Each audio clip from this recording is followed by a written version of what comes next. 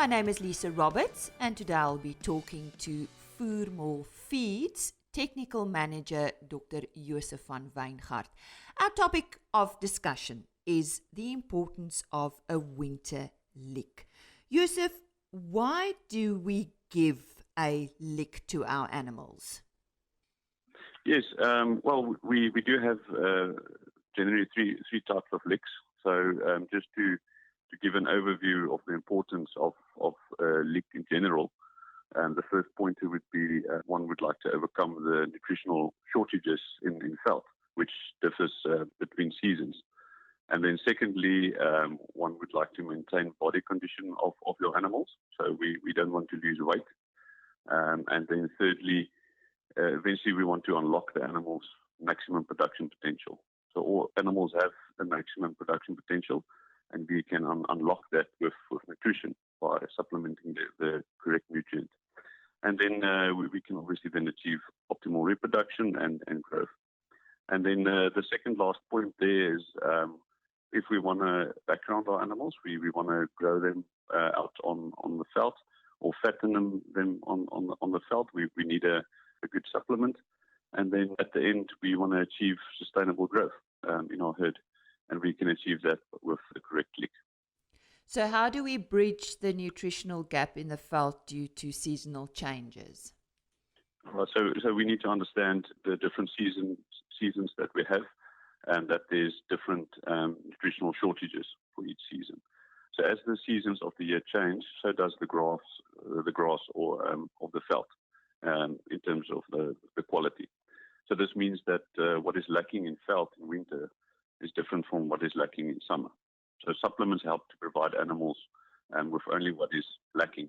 So we only want to supplement the nutrient that's lacking. So we don't want to supplement roughage, because then we're replacing our veld. And we know that our veld are our cheapest source of animal feed. So this is why it's important for a farmer to know what is lacking in that particular season of the year, so that they can give the animals the right supplement at the right time. So supplements are not a complete feed. They need to understand that. Grass in the form of veld or bales must always be available when feeding supplements. What is a typical cattle supplement feeding plan? All right. So if we look at this time of year, we right far in autumn. So during autumn, specifically in the summer rainfall regions, rainfall begins to decline, obviously. So the grass starts to change from green to a light straw color. So the grass starts to mature. Nutrients are moves down to the roots. So the nutrients in the grass above ground is very low. And the first limiting nutrient there is protein. So protein also declines rapidly. So cattle are thus moving from a season where phosphorus was lacking, it was in the green season, to a season when protein will be lacking. So this is this transitional phase in autumn. So during this phase, farmers should provide the animals with a transitional lick. Now this lick provides animals with not just protein, but a little bit of phosphorus as well, just to give the animals a smooth handover from a green veld to mature veld. So farmers can make their own transitional lick by mixing some of our Voermol products. Now, straightforward transitional lick, very easy. They can use 2 bags of Voermol Super 18 and 1 bag of salt and 1 bag of 12P. Just mix that together, and the intake there would be anywhere in the region of 100 grams to 200 grams per head of cattle per day. And then alternatively, farmers can make a transitional lick by mixing protein concentrate. In this case, they can use 2 bags of Voermol Premix 450, 1 bag of salt, and 1 bag of 12P. And that would be an ideal transitional lick. If they don't want to mix, there's an option, a ready mix option, Voermol Superphos. They can also provide that to the animals as a ready mix transitional lick. And then if we move into winter for our cattle, grass is also more dry, tasteless, and has insufficient protein. It also takes longer to digest, and resulting in cattle and sheep not grazing sufficiently, and they can easily start losing weight if we don't supplement them with enough protein. Winter is also usually the time during which pregnant cows are in their third trimester, so the last time before they calve down. And this is a critical period during their pregnancy. So the cow does need proper nutrition for herself and then for her unborn calf as well. It also needs to prepare for milk production in this stage. So there's a lot of nutritional pressure or stress on the cow.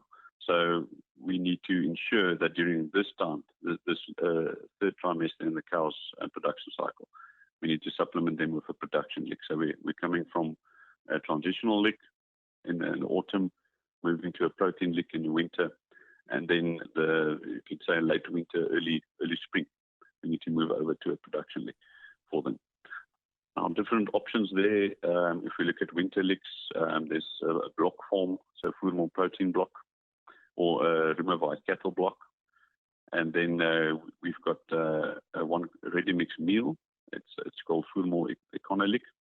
So no need to mix anything there. And then we've got our protein concentrates, the first one being Voermol Premix 450. That can be further mixed into a production if needed. And then there's some options for production licks. A ready mix there is Super 18, or you can use your Voermol Premix 450 coming from winter, mix maize 1-to-1, and then you've got a production lick there. Just remember the intake of a protein lick usually ranges from 400 to 500 grams per animal per day, and a production lick for that third trimester intake goes up to about 1 kilogram to 1.5 kilogram per animal per day. Josef, that was more on a typical supplement feeding plan for cattle. Now, what would you recommend for sheep and goat? Yes, so usually I handle sheep and goats the same in terms of supplements. The supplement that I give to sheep, I also supply that supplement to goats. Both of them are small stock. Now, usually we start off with Voermol Maxi Block. It's a ready mix block. So it can be fed both as maintenance, so just to sustain body weight or body condition of the animal. And then one can increase the intake later on as your ewe moves throughout her production cycle towards lambing, where her nutritional requirements are much higher. So then you can just still feed the same product, the Maxi Block, just increase your intake. So we also supply the Maxi Block before mating. So that would be a type of flush feeding to ensure you get high weaning lambing percentages there. And then also very important would be 6 weeks before lambing. And then the third strategic supplemental period would be after lambing. So we only focus on before mating, before lambing, and then after lambing, while the lambs are still with the ewe. And then there's intakes for a pregnant ewe in a late pregnancy. Would range from about 250 grams to 350 grams. As soon as she lambed and she's producing milk, one should increase that intake to about 300 to 500 grams. And then after weaning, they move back to maintenance. We just want to maintain body weight and body condition. And intake goes down to about 150 grams. And then one can also supplement this block for growing lambs. And then the intake would be between 250 to 500 grams. So for the sheep and goat, we've got one product, which is sufficient for all seasons throughout the year and all production cycles, just to keep it easy. Josef, thank you very much for the good advice. To summarize, just a few words from you. Yes, so most importantly, we want to overcome nutritional shortages in our felt. We need to understand that differs from season to season. So just to summarize, in the summertime, when we've got green felt, we need to supplement phosphorus. As soon as we move over to the winter felt in autumn, we look at something like a transitional lick, where we need to supplement not just phosphorus, but moving into the phase of supplementing protein as well. And then we move over to winter, where we need to supplement protein. And then at the end of winter, we need to look at something like production. So that's just to summarize the shortages throughout season. You can also visit Voermol Feeds website at www.voermol.co.za. And those were the words from Dr. Josef van Wyngaard. He's Technical Manager at Voermol Feeds. From Lisa Roberts, it's goodbye until next time.